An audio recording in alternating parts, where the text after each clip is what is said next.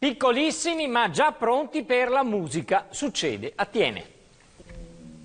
Il nuovo anno accademico parte con una novità: il matrimonio artistico tra l'Istituto Musicale Veneto Città di Tiene e l'Udus Musicae. Da quest'anno l'educazione musicale è dedicata anche alla prima infanzia e alla promozione di spettacoli di teatro per i più piccoli. Con il progetto Ludus l'offerta didattico-educativa viene estesa alla fascia di età 0-36 mesi.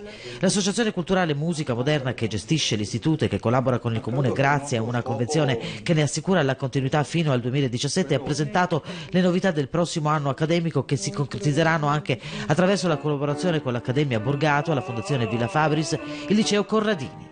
Il corso di musicoterapia riparte invece potenziato con corsi triennali e seminari specialistici. Ne parlavamo da tempo e credo che fosse giunto il momento di aprirci di più ai bambini che vanno, come diciamo prima, dagli 0 agli 8 anni. Abbiamo proprio dei corsi 0-36 mesi addirittura. Quest'anno daremo un impulso molto grande a questo progetto, e però, come si diceva, ne avremo molti altri.